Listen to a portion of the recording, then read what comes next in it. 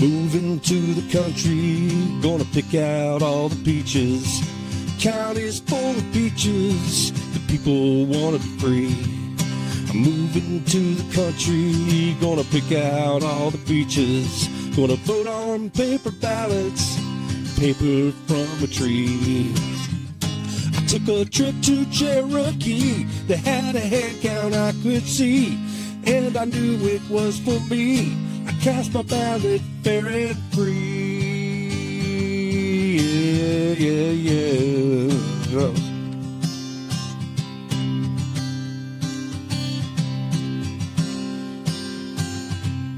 Paper ballots is the key.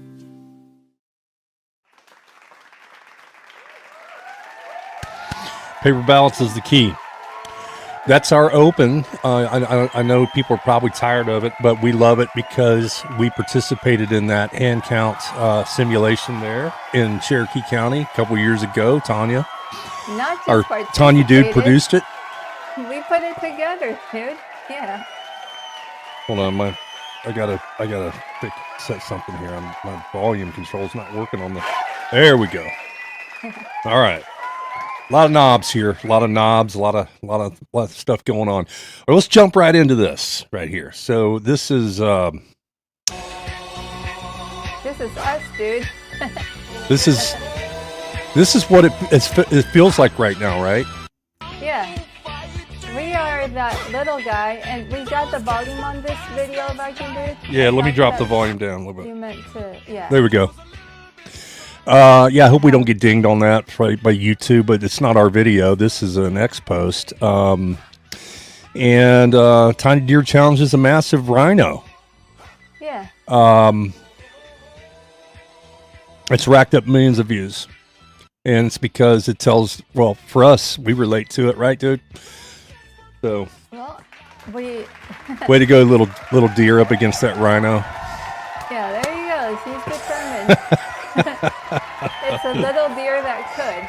It's a little deer that could. Look at that. Now, are they fighting or playing? Either way, it's cute, right? Yeah. Yeah. All right. Yeah. So, yeah, I'm trying to get to the right screen here. So a spoiler that they're friends. So there's a follow-up video to that they're drinking water from the same water hole. But yeah, that was cute, and it just seemed to tell the story of us. And when we talk about what is Peaches and Bananas and what we do, what our group is about, because that's little background music for our promotions. Yeah, it's feeling good. It's starting to feel good, right, dude? Yeah. Things are happening. So what is? Hold on, let me get to the right screen here. What is Peaches and Bananas? Yeah, and I wish that I had the little thing that I wrote for that little deer and rhino video, because it's I gotta turn you up. You're okay. so low. I am low. Yeah, let me turn you up. Okay, so while you're all the way up, man. Yeah, you need. You're all the way up. Blast as far as as high as I can take you on StreamYard. You got to do something there. Okay, so fill the air while I take care of that.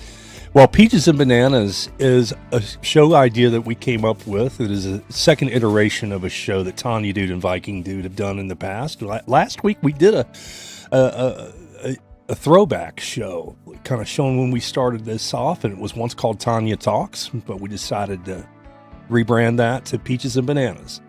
Peaches is we're in Georgia. I'm in Georgia. Tania Dude is in Georgia quite a bit. We focus our efforts towards election integrity on the state of Georgia because it's really bad here. And what we are doing with Peaches and Bananas is we're calling out the peaches who just want elections that we can trust. And we don't care who wins. I mean, obviously we care who wins, but if we lose, we want to be able to say, yeah, we lost fair and square. We can't say that anymore. And the peaches are the folks who are fighting. Have been fighting since we all realized something was terribly, horribly wrong in 2020. with our elections, that our elections are rigged. We can't have that in this country. This is not a banana republic, which brought about the second half of the name of the show, Peaches and Bananas. So the peaches are the ones who, like Tania Dude is a peach for sure. She got Peach of the Week last week. And the bananas are those who are fighting to keep the elections questionable, to keep it so they can jiggle the knobs and jiggle the levers at the end and kind of manipulate the outcome. That's what we're fighting to get rid of and establish a free, fair election system in Georgia and across the country. We're trying to do our part to get information out to people. Right, dude? Was that okay? Dude. Yeah, and can you hear me now? You're still really low. See, I mean, when you go look, really you're super low. I mean, can you turn up the volume on your Mac? I turned my volume all the way up. Okay. And I'm sorry that I couldn't. I mean, is your microphone flopped over on your shirt or something? Is it possible that your microphone is flopped over on your shirt? I don't know. How about now? No change. You're still really low. You're just going to have to speak up. You're going to have to talk louder. All right. Okay, so we have built our social media so that you can go find us on the Magastruck channels. Magastruck is where you're watching us now.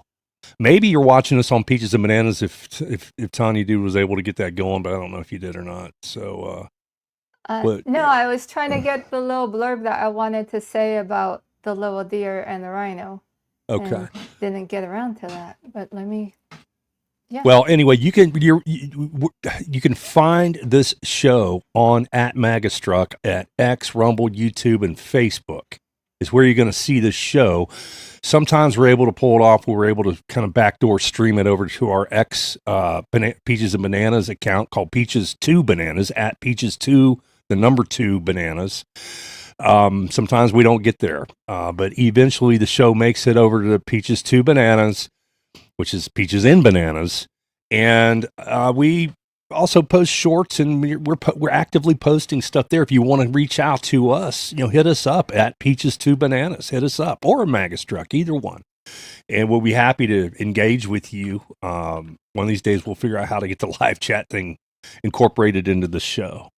Also, just want to give a quick shout out to Tanya. This is our Give, Send, Go. This is to raise money to help Tanya.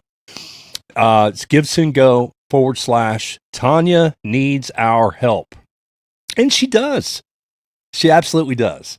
And thank you, all of you who've donated. I mean, just bless you. I mean, it certainly helps Tanya and her mother, who are, living on very, very limited means. So, yeah, just consider doing that. That's all I have to say about that. Is that short enough on that, dude?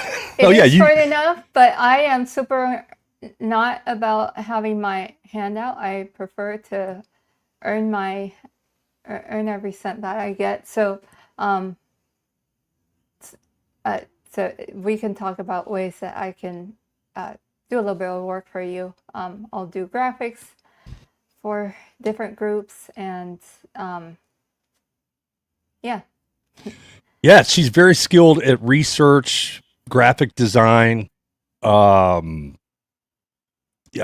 mean, there's a plethora of jobs that Tanya is able to do and do very well. I can't go ask her to, dig a ditch, but I can ask her, right, dude? Yeah, can't ask her to go shopping for me at the store, but I can ask her to research something for me that I don't have the time to do, and which I've done, which I've taken her up on that, and tried to compensate her for her time. So there's a lot of stuff like that. Just give her a call, reach out to her, and help her out. Yeah. All right, dude. Like design banners, graphics, flyers, all that kind of stuff. Yeah. Right. Let's jump into our first segment here. We're going to kick it off with Tina Peters. She's our perpetual peach. She will be forever peach, even though she's not even from Georgia. She's not a Georgia peach, but she's a peach from Colorado. We're going to make her our perpetual peach. We bring this graphic to you every week because, like we encourage other podcasters and other social media influencers, not that we're influencers, but other influencers to do, don't let a day go by where you don't say her name and tell her story. She's in prison right now. She should not be. It's a total travesty what's going on out there in Kami, Colorado. I'm going to keep calling you all that until you get her, till she is released. So, dude, anything? Sorry. This gets me fired up, this topic right here. Yep. She is back in court on Thursday, and that is an appeal for her sentencing. She got, so that X post, it says Tuesday. It's not Tuesday. It's January 14th. It's Thursday. Thursday. Yeah, so they messed up, but it says urgent call. So I wanted to show that. Now we'll click through to Tina's actual X account here. Yeah, where the information is more accurate. And this is an appeal to her sentence. She got a really harsh sentence for having an unauthorized person make a copy of the voting system.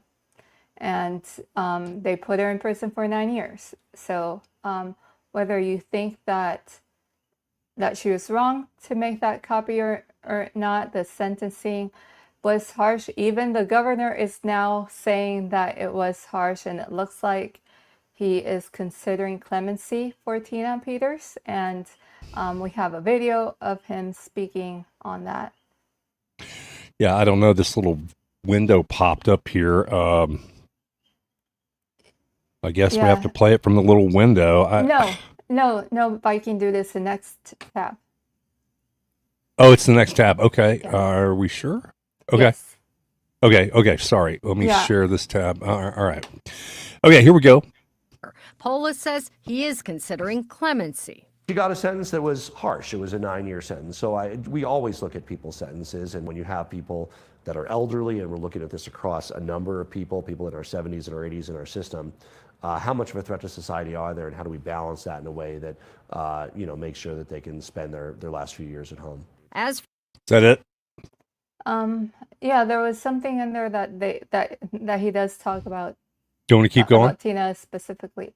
Go a little bit. For how he plans to spend time once he leaves office, maybe the not. governor wouldn't say. Maybe you missed it. Never know what comes next. It was not there. Anyway, he's talking about giving her clemency. It's his last year in office. Thank God for that. He's talking about giving her clemency. Come on! Clemency. Come on! Clemency. Come on! Do it. Yeah. Do it, Governor Polis. It's the right thing to do. She should not be in prison.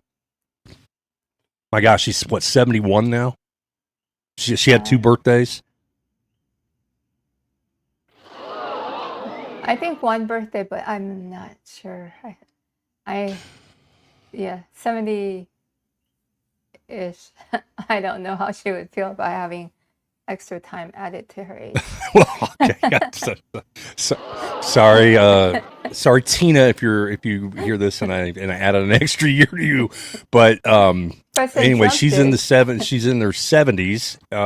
She's either 70 or 71, but that's ridiculous. She should, especially while her case is under appeal, for crying out loud. And anyone who watched the trial, which we did, and paid close attention, because we really think Tina Peters, we uphold her as a hero. She's our peach, perpetual peach. We think what she did blew it wide open. As the song says, as our song Set Her Free says, she opened up the black box and revealed the mystery of how places are turning blue, that people who live there are like, we're not blue, So, go ahead, dude. No, you're on a roll, dude. Well, that's what the song says. She opened up the black box and revealed the mystery. We hold her up as a hero. We want her case to be considered. How the Judge Matthew Barrett, completely lopsided her ability to defend, to mount a defense that she had, and then there's the federal government aspect of this. She was doing her job, and I don't know the law, the but Garland Favorito quoted it today. He knows it by heart. There's a law that she actually is in conflict with Colorado, that she upheld a federal law by doing what she did. And, so she's being thrown in jail and persecuted for doing her job. Bottom line, right? Yeah, well, there's more to this story, so I'm kind of I really feel like her sentence was exaggerated. I'm not clear why she had to hire somebody unauthorized and why that was that way it is. Like, I feel like there's more to the story that we're not told, and but I do feel that for sure that was an extreme, unnecessarily exaggerated length of time that they gave her to put her in prison for 9 years. Not cool. Not cool. Not cool. Let's get her out, right? Time for her to be released, right? Yeah. President Trump is getting serious about it as well. So something's going to have to break on this deal. We don't do this in America. It's a 70-year-old women who are doing their job. So enough on that, right, dude? Or is there anything else you want to add? No, we'll see what happens on Thursday, and if Polis makes an announcement on the clemency decision there, hopefully that'll come around sooner than later. Would it be possible for you to move your camera in front of your face so you're looking at it and not looking away? Okay. Is that possible? Okay, we're ready to jump into our second segment. It's the power of good video, the power of good media. And we're starting to see that pendulum swing a little bit towards the way of freedom and liberty. Am I right, dude? Yeah, and major props to David Kate. I don't know if I'm saying his name right. But he has been exposing a lot of issues. The first time that I had a David Kate video on Peaches and Bananas was the very first Peaches and Bananas that I did. That he was exposing some issues going on in Georgia campuses. And just now he had Jason Frazier on as a guest, exposing some illegal issues with the voter registrations. Okay, and, sorry, I lost that link. There's something screwy with that link. It keeps switching to another video, so I think I got it back here. Okay. Oh, it just did it again. Hold on. Yeah, let me get it up here. I'm sorry. This is very, very annoying right here. There's something going on with this link, and it is doing this to me. At least I haven't put it up on the air yet. So share this tab and go here. That's the one we want. Yes. Stay, video, stay. And okay. Do you want to scroll up to read what it said on the top? Sure. How much voter irregularities can we find in Fulton County in just 3 hours? 2,596 different irregularities in just 3 hours. Out pounding the pavement, these two guys. Jason, that's Jason Frazier down there standing on the right in the black coat. Jason took me around Fulton County where people are registered to vote from UPS stores, from empty lots, abandoned homes, virtual mailboxes, underpasses.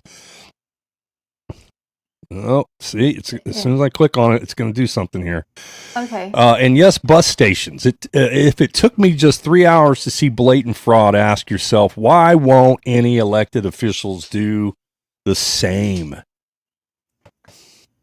Yeah, so play the first minute of that to hear it from David, and it from David and Jason. All right. Pull the audience out, the live studio audience. Here we go. Oh, no audio. No sound. Gee, Christmas. County and look at. Here's back it Hey, up. Jason, so what are we going to do today? Today, I think we're going to drive around a little bit of Fulton County and look at some addresses on the voter rolls that really just don't make any sense. We're going to look at a couple UPS stores, but I mean, there are bad addresses across Fulton County, well, really across the state, but Fulton is by far the worst.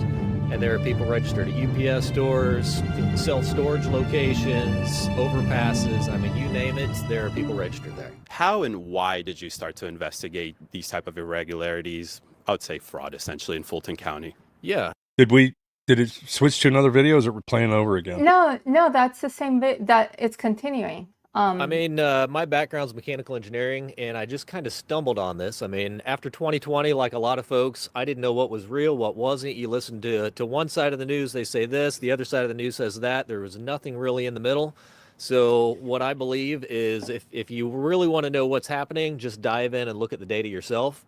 So a friend of mine got me a copy of the voter roll, and I just dove in. And once you start seeing it for yourself, there's no going back. Are people Yeah, actually committing Viking- fraud in Yeah. Fulton County when it comes down to the voting? Can we pause it? Or is this just Yeah. a broken system that nobody... Okay. Yeah, in this 45-minute video, they tell the story of those, how many did they say? 3,500-ish?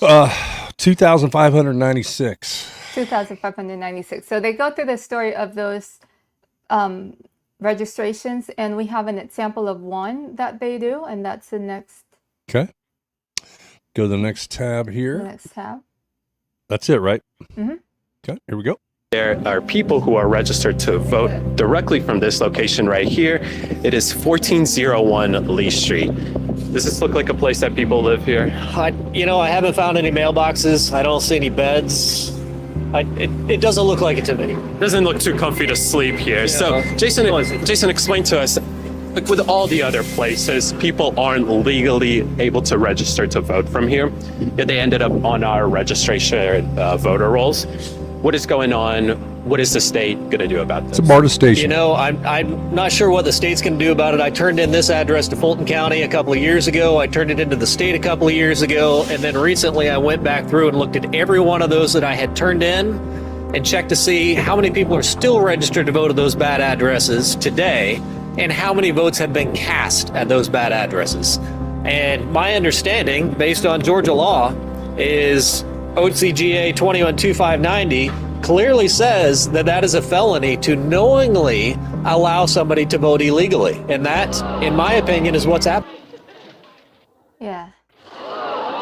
Yeah, like they go to a church, overpass, empty lots, abandoned places that have been clearly abandoned for a really long time and not habitable. And so they visit all these places and tell the story. It's a 45-minute video in David Cates' X account. There's some clips if you don't want to sit through 45 minutes, but you can. Here, let's let me go back to the let's go back and scroll up and go to his David Cates X account. Let's give him a pop. David, you're doing good work out there. Way to go, David. Yeah. Yeah. Man, I mean, that's a commitment, right? Get out there and drive around all over Metro Atlanta. It's huge, sprawling. Get out there and do that. It's a lot of time those guys are putting in. So that's David Cates' account. Yeah, and if Jason Frazier's name sounds familiar, we've talked about him before. Jason was nominated to be one of the Board of Election members in Fulton County, and Fulton County is not... the commissioners are not allowing him to, they're not following through with the appointment, even though the law says that they shall have to. And he's been at this for at least 3 years, has been giving the county these lists of addresses, and what he has to work with and is a spreadsheet. It's a really boring spreadsheet of all these lists. So what David is doing is a wonderful, amazing service, because that video, seeing those addresses, it makes it clear that they're definitely not residences. And here is some props that he got at the state election board.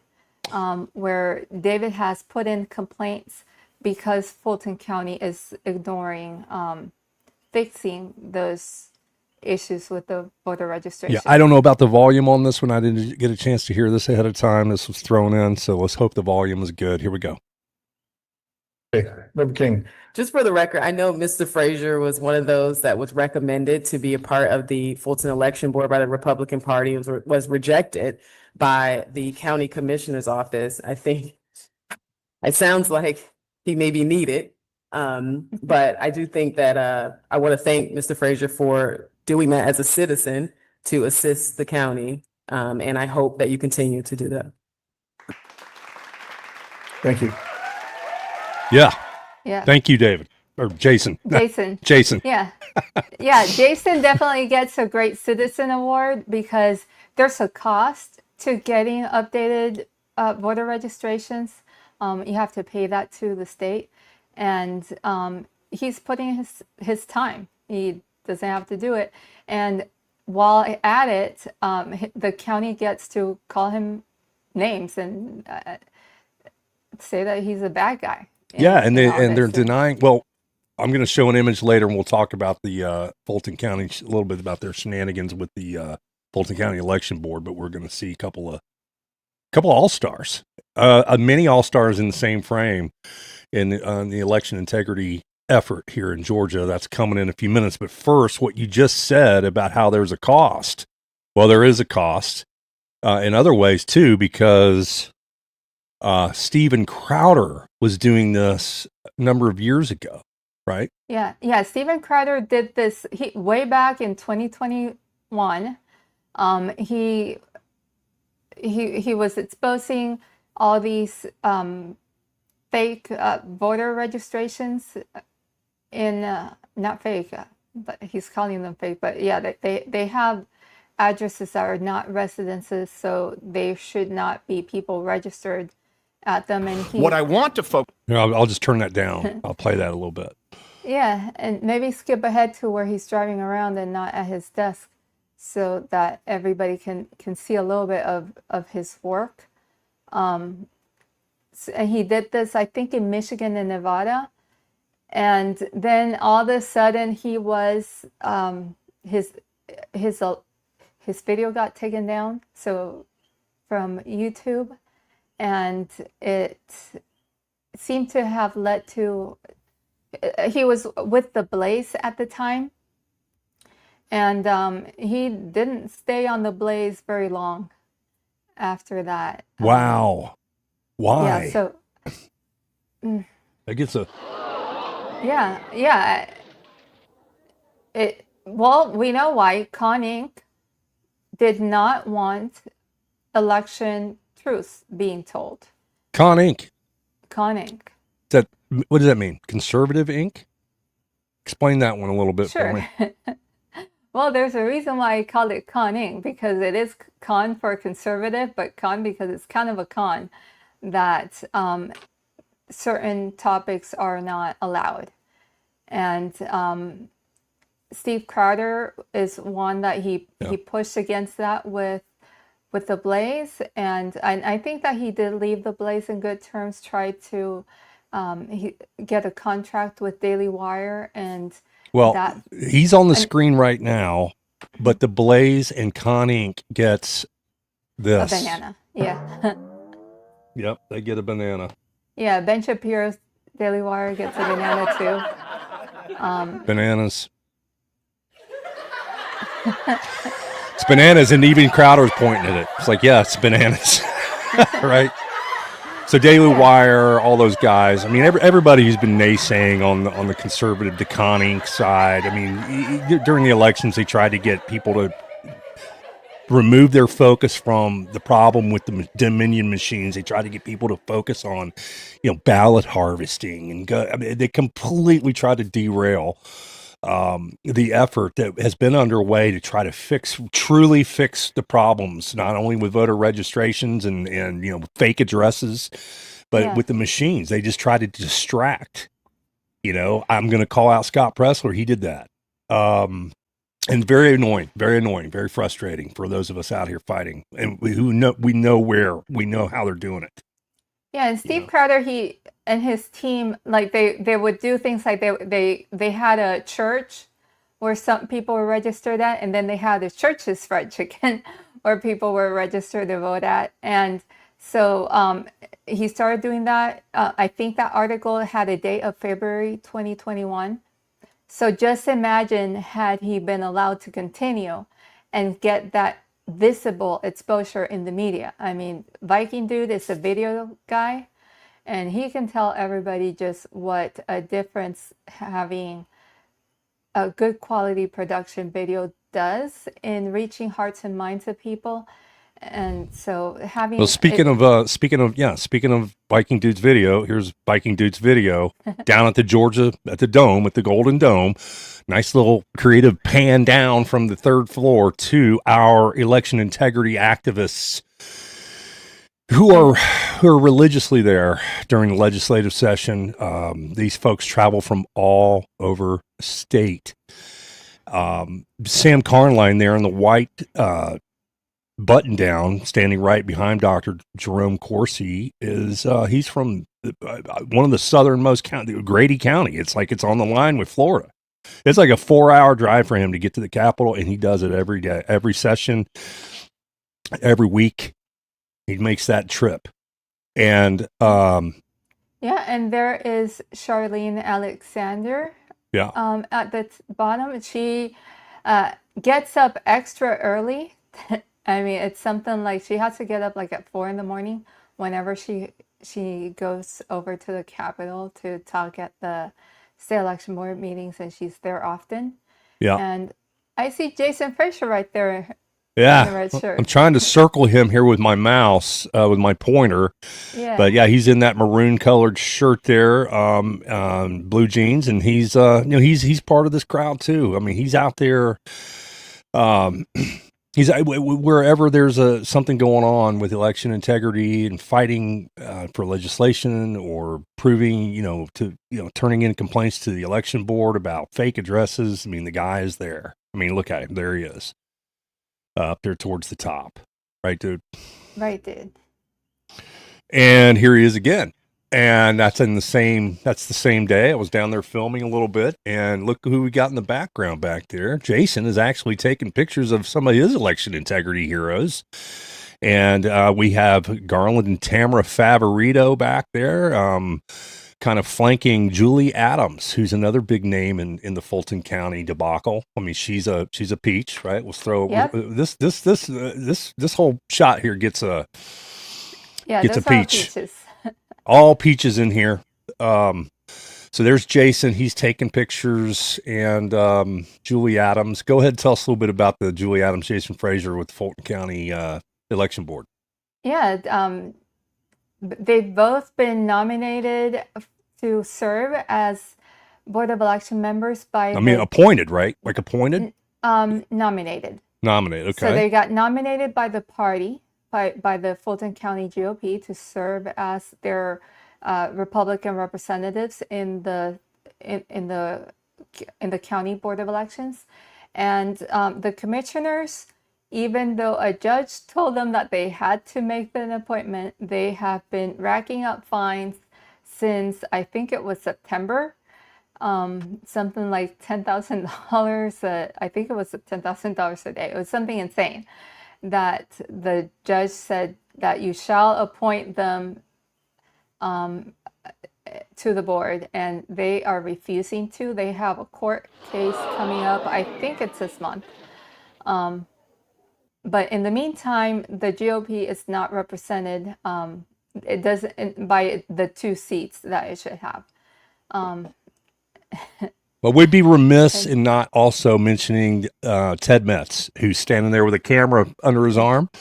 Ted does a lot of video down there for the election integrity movement. Ted here's some trivia for you. Ted has appeared on the ballot in Georgia for 2 different top-level executive races. Statewide executive race, yeah. Yeah, he was the Libertarian candidate for governor. I want to say 3 election cycles ago. and then he was the Libertarian candidate for Secretary of State, running up against Brad Raffensperger. I voted for Ted. I volunteered for his campaign. I was I was a poll watcher coordinator for his campaign. Good job. I was trying to get the Republicans to vote for Ted. I was like, forget voting for Raffensperger just because he has an R next to his name. And you know what? These Republicans, they just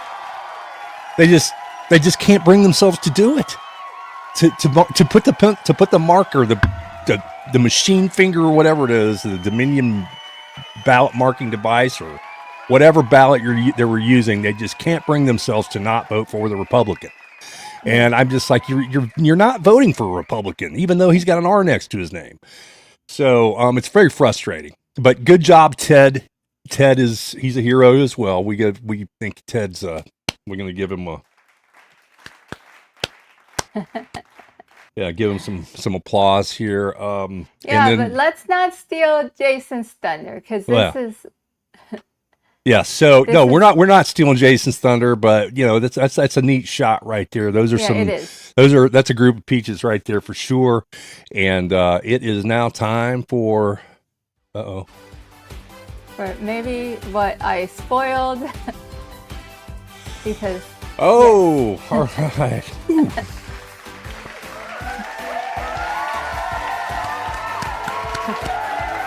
Congratulations, Jason.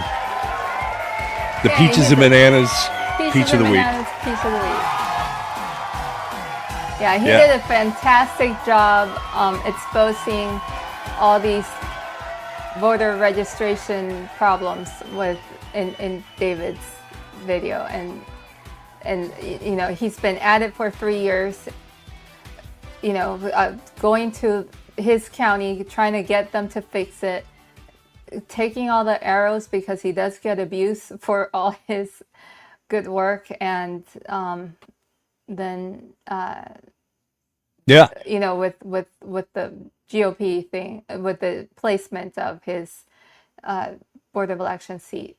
Well, Jason, you deserve this award, as does Julie Adams too. I think before we had the award, Julie was a peach that we gave a peach out to many episodes ago. But Jason, way to go. We think you're a hero. And we want to send everybody to your X account. If you haven't, please go to X and go to @JasonFrazier USA. It's Jason FRAZIER USA. Give him a like and a follow and a share. Start sharing his stuff. Guy's doing good work, right, dude? Yeah. Yeah, and he's a nice guy too. If you have a question, whenever people have asked me questions that I don't know the answer yet about their registration and what they need to do, I call Jason and get the updated advice on what they should do, so that they're registered correctly and all that. So yeah, he's great. Yep. He's great. Yeah. And there's some other great people down there, but this is, I just want to show real quick this, just a shot of this. These are the kind of people you're going to see down at the Capitol. They're wearing the Dominion password on their chest. Right? I mean, this is one of the most comical things. It's like this Dominion system that we use. Anybody can, here's the password. It's like not even protected password. Anybody can get into the machines. Anybody can manipulate the machines. It's laughable, right, that we're voting this way. Correct, dude? Yeah, the hard-coded password that is literally DVS, like Dominion Voting System Corporation. The only thing that you would have to guess there is the number 08 and an exclamation mark at the end. So it's just the silliest password.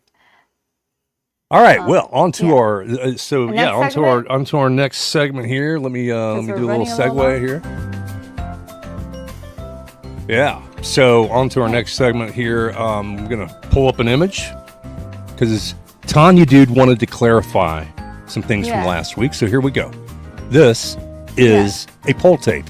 A poll tape, and this is a part of simple messages and that is the unsigned portion of a poll tape that came to light in a state election board meeting, where they heard a complaint about 315 unsigned poll tapes that that carried 317,000. Sorry, did I say the wrong number again? 135 unsigned poll tapes that had 315,000 votes Here we go. in them. Yeah, And- 315,000. Yeah.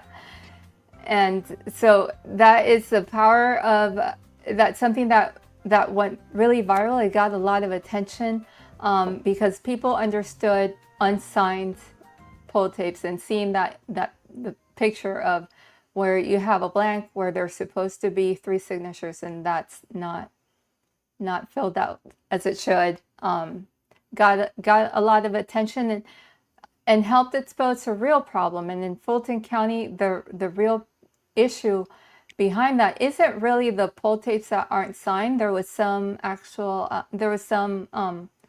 some confusion, some hype, exaggeration to do with the poll tapes, and not having those signed. It just shed light to a bigger problem. And this is my summary slide of the Fulton County 2020 election banana split.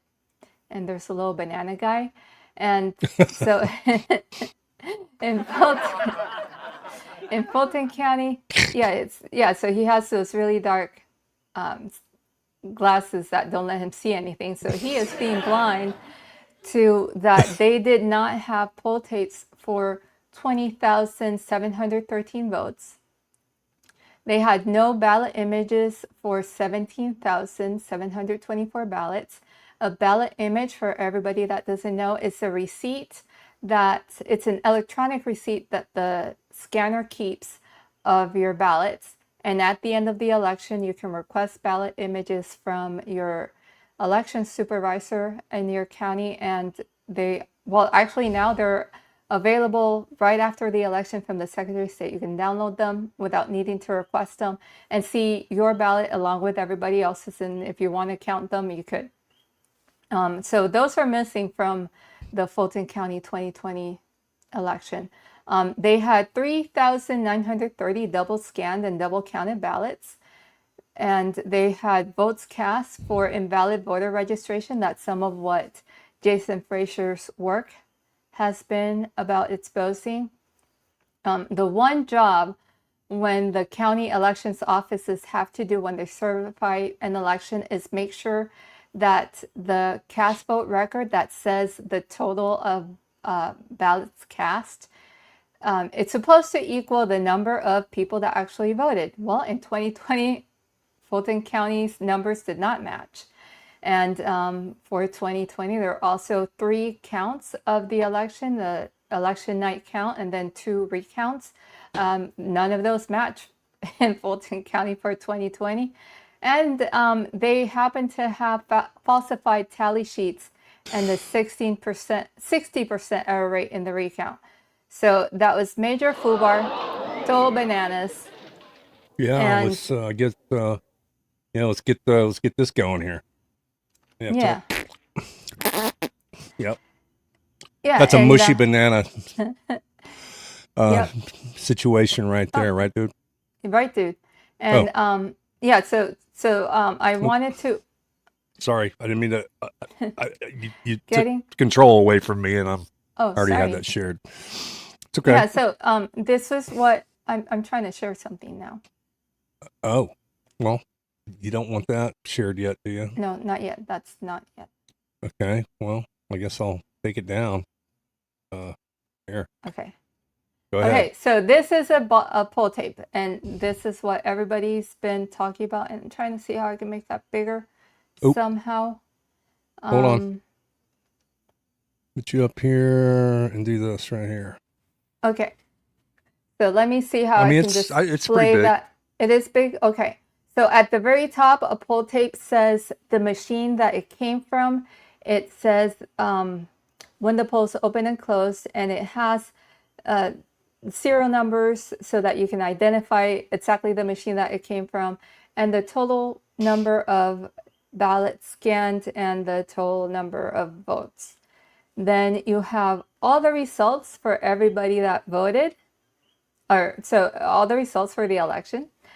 And at the very bottom, so these are long, at the very bottom, there we go, the signatures. Now, I have a couple of pet peeves about this, and that I wanted to say last time that I didn't get to because it just didn't happen. And one is that when people forget to sign these things, the county gives the team a week to come back and sign them.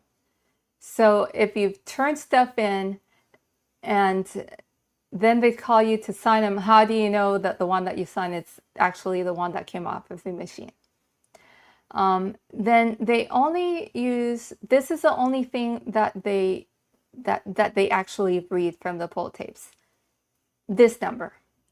The total number of voters gets written down on this piece of paper that's called a recap sheet.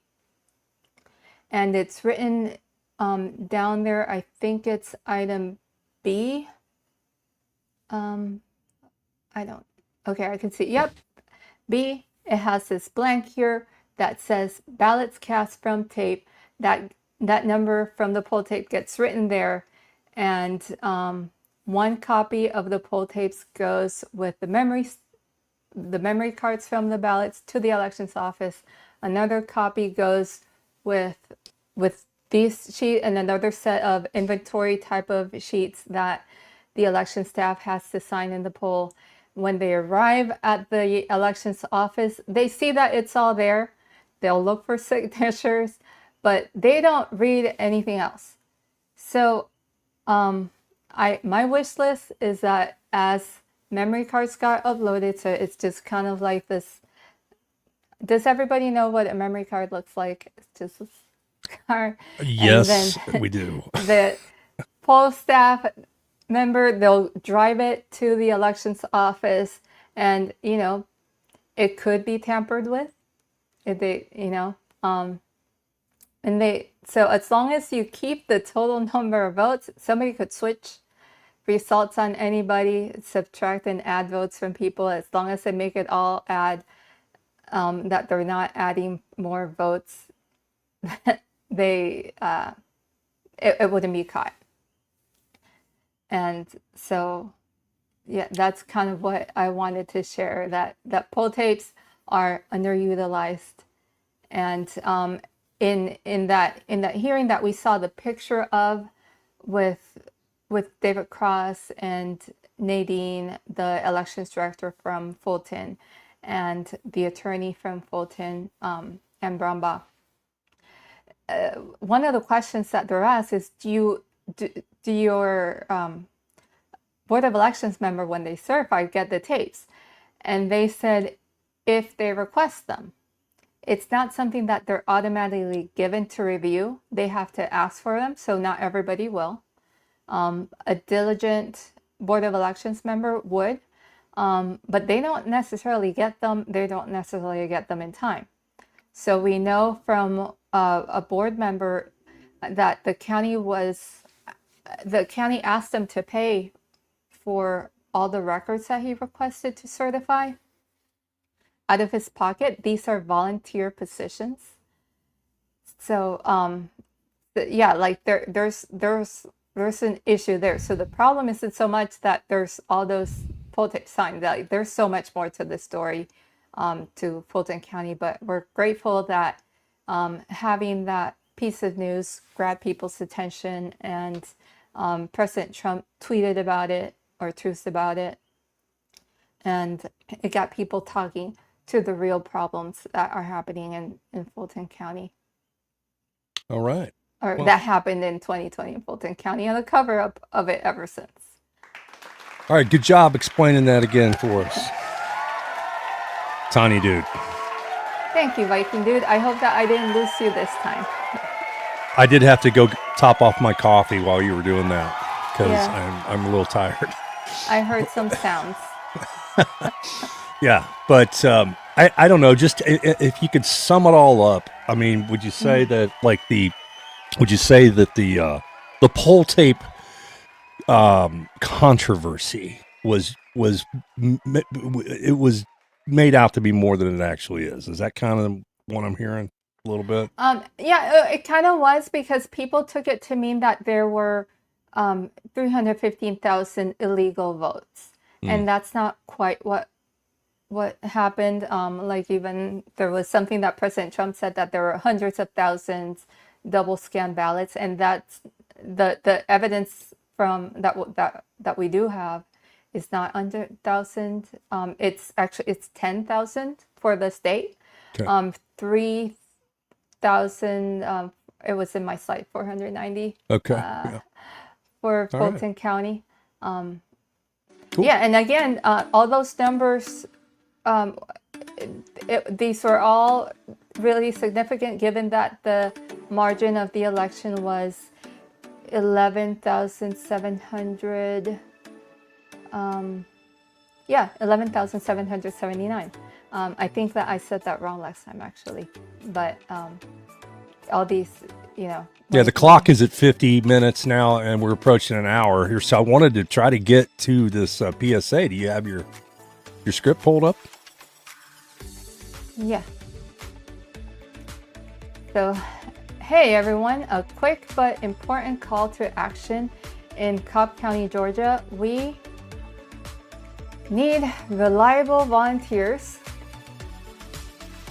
Okay, I'm trying something new and I messed up because I forgot to hit play when I should have. We need reliable volunteers this week to observe the ballot scanning process at the Cobb County Elections Office. That's located at 995 Roswell Street Northeast in Marietta. And here's the best part. No experience or training is required. You'll be handed a straightforward checklist of exactly what to look out for so that you can confidently do your part to ensure transparency. Your presence matters. It helps build public confidence in elections, and shifts are flexible and they're going to be available throughout the week starting right now. If you're local and available for a few hours this week and are ready to step up for election integrity, sign up at bit.ly/CobbBallots. And let's make sure every step of the process is watched by we the people. Thank you for listening, and thanks in advance to everyone who answers. Yeah, thank you. And we need volunteers. And you want to talk to this? I mean, this is a Sign Up Genius sign up sheet. You can't see that, I don't think, because, well, let's see. Because I had the banner cut off. So Sign Up Genius. It's real easy. Just go up there and sign up, and there you go. Yeah. Good. And the address, it is case sensitive, and it's bit.ly/CobbBallots, capital C, capital B, as you would capitalize them normally. If you make it all lowercase or any different, it won't work. But I wanted to have a convenient address to give out because the original one is quite long. Yeah. Do I need to scroll through the slide at all and talk about some of these things they're looking for? They all say observer, available slot, observer. It's observer. People can sign up in the morning or afternoon. I have some time marks there, but we're flexible. So if you tell me that you need to adjust, I can. And we want to fill every day up if possible. Yeah. So the dates are Monday the 12th through Thursday. Through Thursday the 15th. So go up there to Sign Up Genius to that web. Throw that up again, dude. Oh yeah. So go up there. Yeah, fill up these slots. We need observers. That's the democratic process. Everybody gets to watch. Make sure nobody's pulling any hanky panky. But you don't want me in the room. You don't want me in it. We learned in our poll watcher show we did last year that I'm not the guy you want watching. I'm a pretty big, imposing guy, and it's a little bit nerve-wracking. Probably, right? Little bit of nerve wracking going on. They're like, this big dude is heavily breathing down on top of me. So, yeah, we need nice people, nice, unimposing people to watch. So, all right. Next, our last segment, dude. Yeah. Yeah. And our last segment follows up on last week's show from Venezuela. And a point that I was making last time is that even though the mainstream media and the main narrative that we're getting from the White House is that Maduro was arrested due to his narco-terrorism activity, there was a link to elections. And now we have confirmation of. Does this banner still good from last week? Is that still? Oh yeah. Yes, it is for right now for the first two. Yep. Thank you, Viking Dude, for pulling that up. Yeah. All right. Yeah. Give myself a little. Yeah.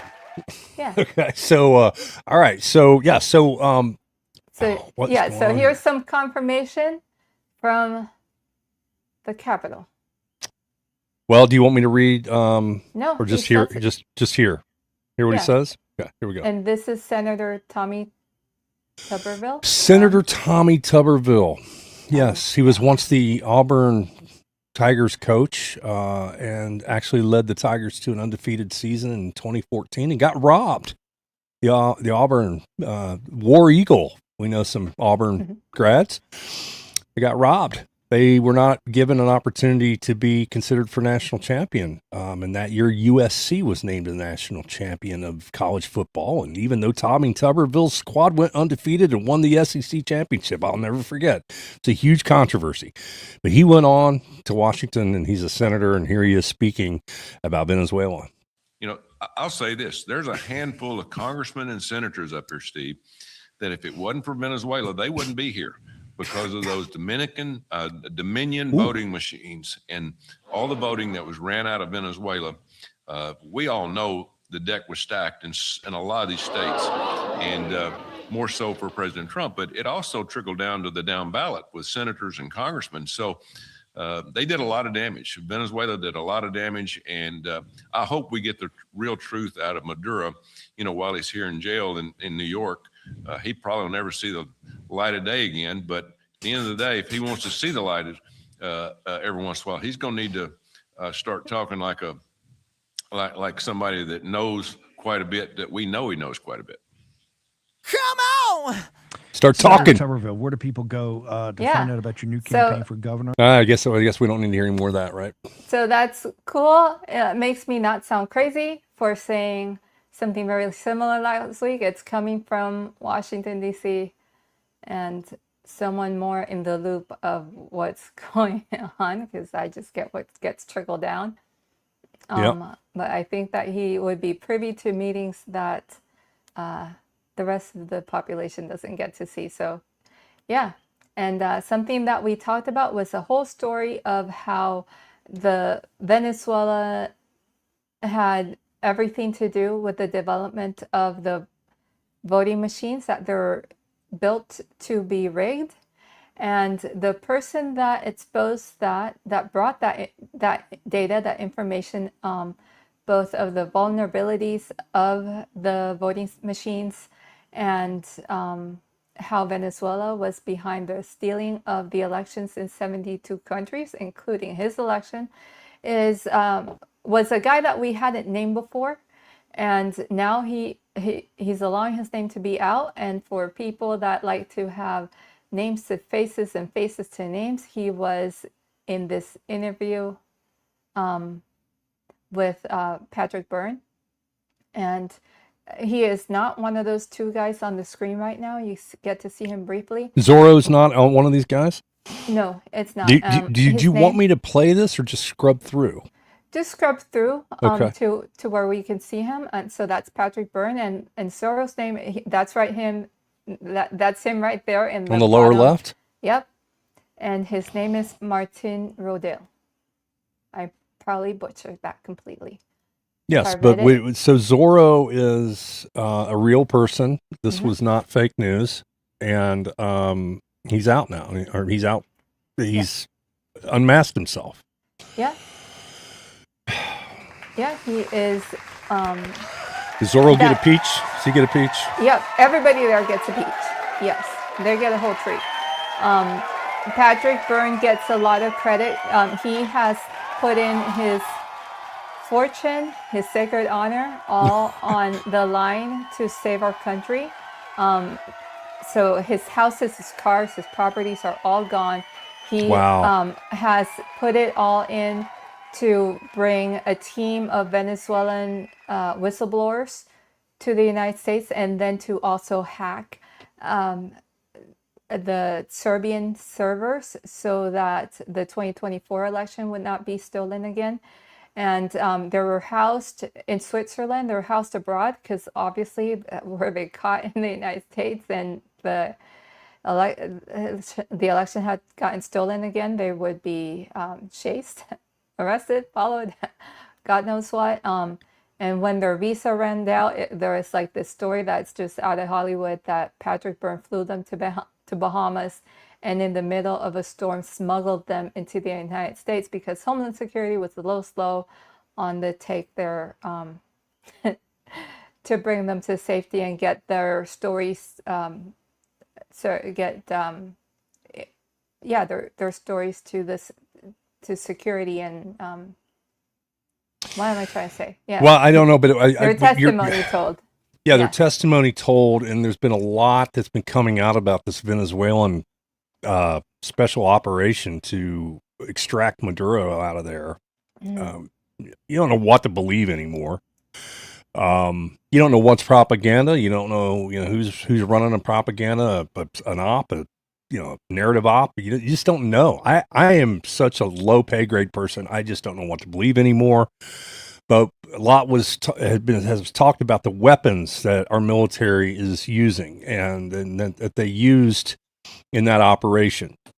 And according to a Venezuelan security guard loyal to Nicolas Maduro, it's chilling. And I guess Caroline Levitt kind of confirmed that. She said, yeah, go read this guy's story. Right? Yeah, she retweeted this. Well, this is Mike Netter's whoever this Mike Netter is. I don't know who he is, but the security guard says on the day of the operation, we didn't hear anything coming. We were on guard, but suddenly all our radar systems shut down without any explanation. Next thing we saw were drones, a lot of drones flying over our positions. We didn't know how to react. So what happened next? How was the main attack? Security guard says, what? Read it like the security guy and the interviewer. Come on, you're blowing through it. Yeah, because we're running along here, dude. It's a lot to read here, okay, dude? Okay. So, security guard says after those drones appeared, some helicopters arrived, but there were very few. I think barely 8 helicopters. But those helicopters, soldiers came down in a very small number, maybe 20 men. But those men were technologically very advanced. They didn't look like anything we fought against before. And then the battle began? Says the interviewer. Security guard, yes, but it was a massacre. We were hundreds, but we had no chance. They were shooting with such precision and speed, it seemed like each soldier was firing 300 rounds per minute. We couldn't do anything.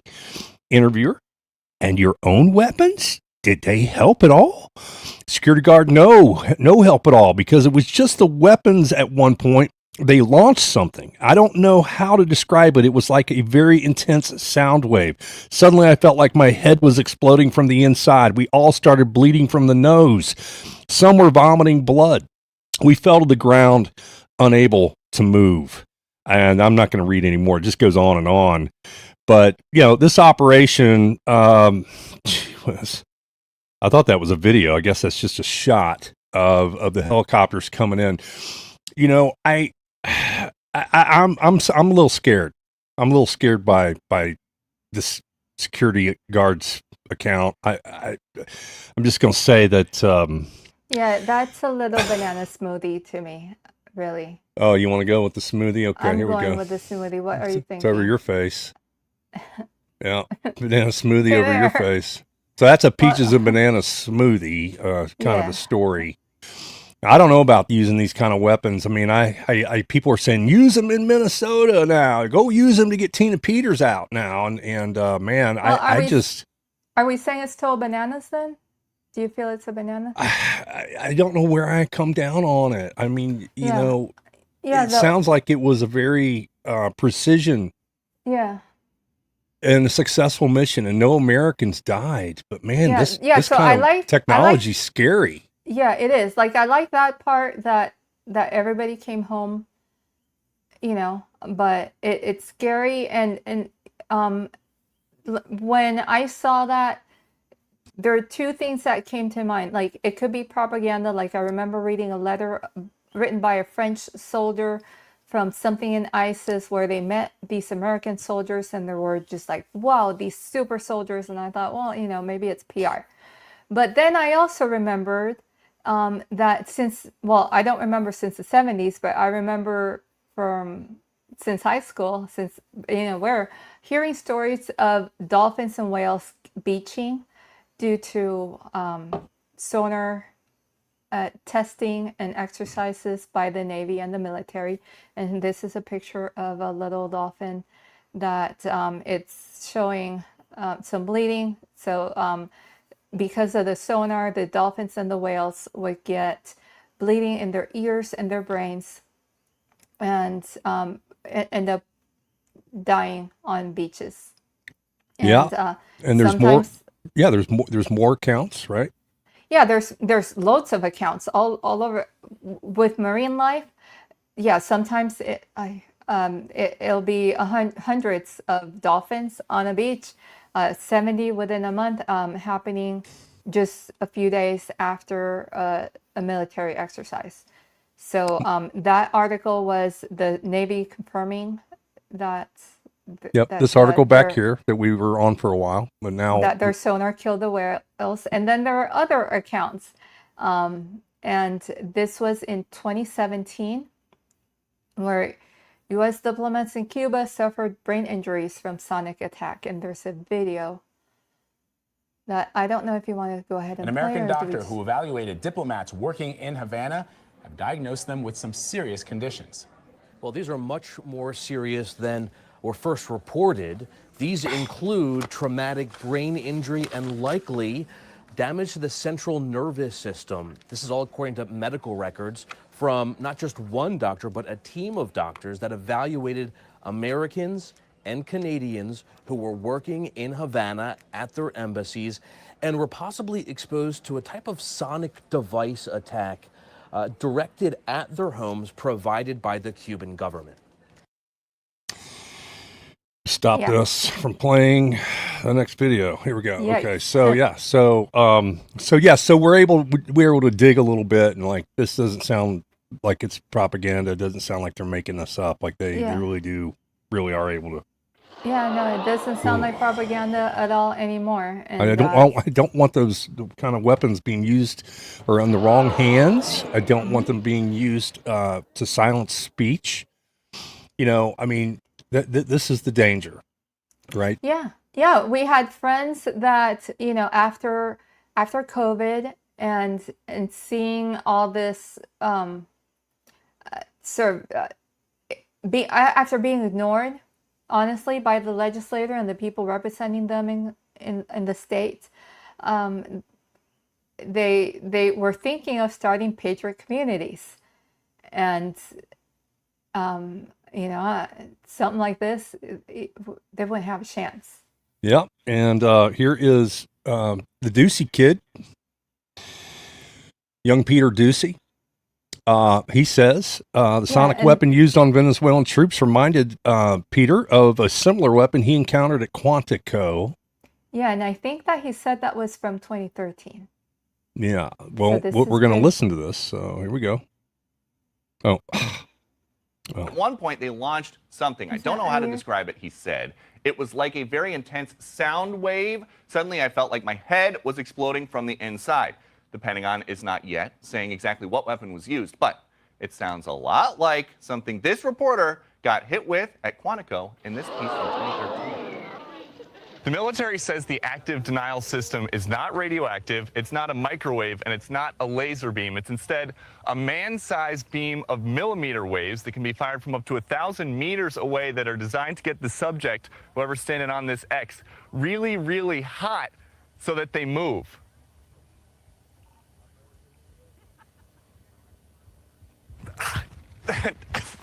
And it's about 50 degrees out here right now, but I just felt like it was about 1,000. And I've never been inside a tub that somebody dropped a hairdryer in, but I would imagine that that's what it feels like. 08, Roger, what's the surface temperature? 08, Roger, what's the surface temperature? Hot. Very hot. Hot with this Scalding. weapon. Yeah. So that was so that was Peter Ducey That's doing a Peter demonstration. Ducey. In 2013, with what the military was willing to expose to a reporter. And so, Yeah. right. Yeah. Well, that's to me that is scary. I'm a little bit afraid of that. Yeah, we don't have to imagine what they're capable of because this guard from Venezuela told us what he felt and witnessed. And yeah, that's terrifying. Yeah. So anyway, we're at the end of that segment. I did have a couple of grab bag items here. Okay. That I thought this post from Joe Altman was come on. Something to look forward to. Well, I guess. Maybe. Again, I'm a little scared of the weapons. Are we all gonna innocent casualties? That I don't know what's going on, but he says same source told me that told me we were going to war just a week before 47 plucked Maduro out of his nation. Just told me this. The next 2 weeks will bring indictments and arrests for former Dominion voting systems employees and state and federal sitting and former representative leadership across the nation. I pray that God protects those seeking to free the people from the state by state treason, which has occurred. This will mean no machines, no mail-in ballots, in-person voting with an ID, and the undoing of the massive amount of fraud, grift, and theft that has happened, that Doge helped expose against the American people. Let my people go. Pretty strong post there from Joe. I look forward to that, but I have to come back down to reality a little bit and look at this post from Wall Street Apes. Number of arrests under Republicans in the first year of the Trump administration is a grand total of goose eggs, 0. And here are the arrests that happened under the Biden administration, including Donald John Trump at the very top of the list. 1,265 January 6th attendees to a rally. They got crazy because of some kind of operation they were running out there. Democrats arrested under the Trump administration still sits at a big fat 0. So while I'm encouraged by what Joe is saying, I am a little skeptical, and I'll hold my breath. Believe it when we see it. Right. Yeah. Sorry, man. It's just the way it is right now, right, dude? Yeah, I mean, Chicken Little has been saying that the sky is falling from. Should I give quite myself a a banana for saying that? No, like I was saying, like we've been fed hopium by a lot of sources for a while, and Chicken Little has been saying that the sky is falling for quite a while, and we haven't had any drop of that yet, so we'll believe it when we see it. Yeah, and just so that people are aware, what kicked off MAGA struck it was in 2024, right? In the summer of 2024, we recorded a music video. We spoofed the AC/DC's awesome song called Thunderstruck, and we came up with MAGA struck, and that's what kicked off the brand and the accounts and everything. But we have recently posted a new version of that since we believe that Donald Trump is now moving on election integrity. We thought we would send him this video and say, well, this was Tanya, dude. Do you want to read it since you wrote it? I can't read it. Okay. I'll read yeah, I know. I can make it big. Okay. Sir, you were robbed in 2020 and the truth is finally breaking through. Our rock and music video tells it loud and clear that you won 2020 bigly. And we found undeniable proof of the massive election fraud in Georgia. Illegal ballots, rigged counts, late night dumps, and the cover-up by rhinos. Watch now. Let's keep exposing the truth. Come on! Yep. And the music video, took the disclaimer off the front because people were getting, deplatformed and rounded up. And I mean, so I took the disclaimer off of the front, so it just jumps right into.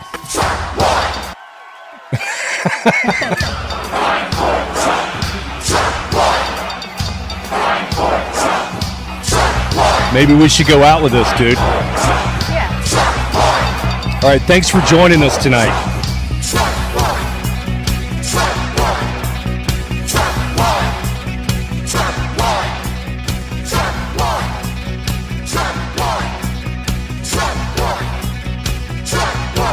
We were stung by the COVID election scam. We all could see Biden's win when it was all a sham. The fake news line covered up, it's what they're paid to do. And we knew Welcome to hard times. that the deep state had us all As I stand here tonight, the sound of the fraud We had safe, secure, honest and elections. losing our rights. let go of me. You're hurting me. Swamp teams and raids. I have not yet begun to fight. Jail patriots still fight. And they're not coming for me and Trump, they're coming for you. We're all now MAGA struck. Not everybody dislikes him. We love him here. As people, we love Trump. We searched the country, finding proof, proof of the steal. Proved it in Georgia. Georgia, where the swamp is for real. That did not happen because it cannot happen. We flushed out the rhino. Be transparent in our election. Blocked us and led us astray. Kemp let us fall. Chris Carr had no balls. And Rafi just stalls, lies, and hides all the fraud. Now they're shaking at the knees. Let's look at the paper ballot. Just try and steal it again, please. Then show us the ballot. Gonna break their machine. The way you win is to swamp them. Gonna swamp them. Swamp 'em. MAGA struck. MAGA struck. Yeah, MAGA struck. Yeah, MAGA struck. Yeah. We never want what happened in 2020 to happen again. We are going to protect the vote. That's the most important thing we have to do. Traitors bound for the brig. We'll make this too big to rig. Gonna swamp them. We're going to swamp them. I think we're going to swamp them. They're cheaters. They're dirty, rotten cheaters. Yes, they are. If we swamp them, they can't cheat. Look, the way you win is to swamp them. I was a Trump hater. Trump is a man for the job. There's a mistake coming up right here. Right there. And Obama, suckers. Trump, bro. Trump all day, bro. Put the truth out there. MAGA struck. MAGA struck. Everybody was better off under Trump. MAGA If struck. you keep voting left, you'll have nothing left. MAGA struck. The best is yet to come. Yes, and yeah. We still fight. Gonna stand for our rights. Trump or death. Gonna drain the swamp. Make them work for us. Beat the cheat. We're kind of strong. Vote for Trump. And swamp us. Let Trumpomania run wild. You must vote. Let Trumpomania rule No again. excuses. Make America great We got a again. country to save. You like me? You're MAGA struck. It's your basic civic duty, man. You're MAGA struck. Did you hear me? You're MAGA struck. I can't hear you. You gotta vote. You're MAGA struck. You're MAGA struck. You're MAGA struck. We have to swamp the vote. Everyone, vote MAGA. Vote Trump. Got it? Got it. Got it. Oh, that was so much fun doing that video. Yeah. And I'd like to think that it helped. Yeah, thank you. Thanks. Thank you. It's okay. Try the veal. Try the veal. Yeah, it did get lots of views. It was fun to do, from writing the song to putting all the videos together so that you could work your magic. That was awesome. Yeah, that was cool. And it gave birth to Magastruck, and that's our channels now. So you're watching us on Magastruck. If you're watching, I want to thank you for joining us. Real quick, just let me share the screen real quick. Oh my gosh. Okay, yeah, just real quick. This is our why isn't the animation playing? This is our promo page. So there's our channels at Magastruck, X, Rumble, Facebook, and YouTube. And just go give us a like, share, and a follow. Share us. We're trying to grow. Every little bit helps. Every click, right, dude? Yeah. Come on. It doesn't take a lot to click, but it makes a big difference for us. So please do. Makes a huge difference. Help us grow. We're trying to make it fun. And what is Magastruck? Well, we thought about that. Magastruck's the day you woke up and realized nobody's coming. You're gonna have to go. You're gonna have to go do something. Get out of your comfort zone and get out and get involved somehow. For us, that was the pinnacle issue for Tania Dude and Viking Dude is our rigged election system. That to me is the top of the rung, is the top rung of the corruption going on in this country. So if we can fix that, I think the rest will soon follow. What do you think? Yeah, it's just like the little deer facing off with that big rhino.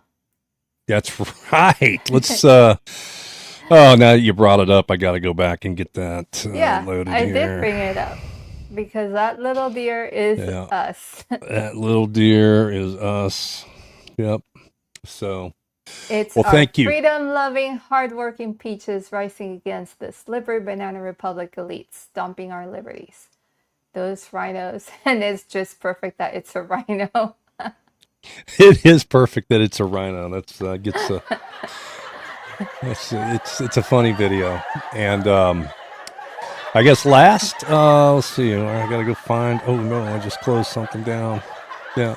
So that little deer. Well, here's a little deer down there, and she's in Puerto Rico right now, but she's fighting.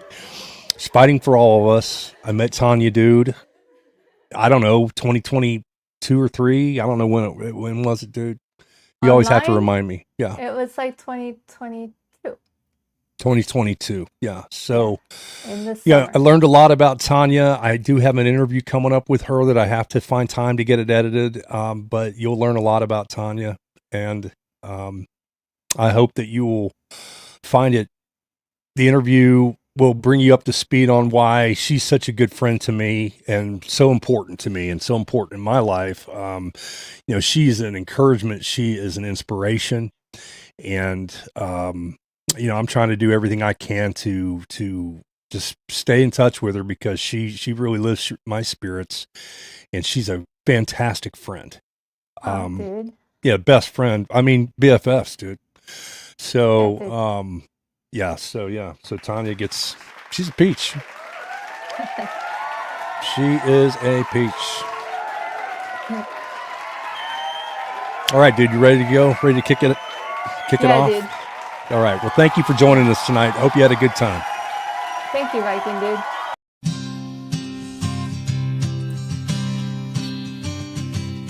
I'm moving to the country, gonna pick out all the peaches. County's full of beaches, the people want to be free. I'm moving to the country, gonna pick out all the beaches. Gonna vote on paper ballots, paper from a tree. I took a trip to Cherokee, they had a head count I could see, and I knew it was for me. I cast my ballot fair and free. Yeah.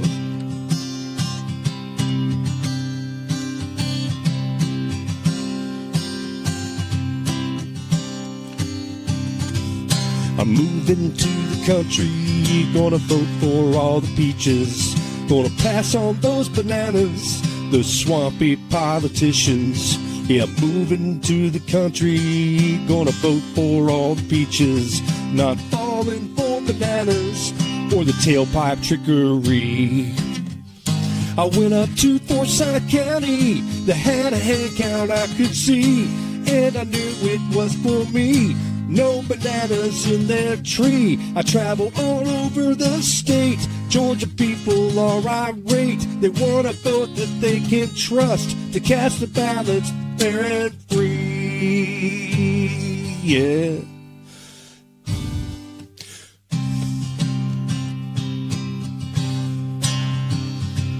Well, I'm moving to the country, gonna call on all you peaches.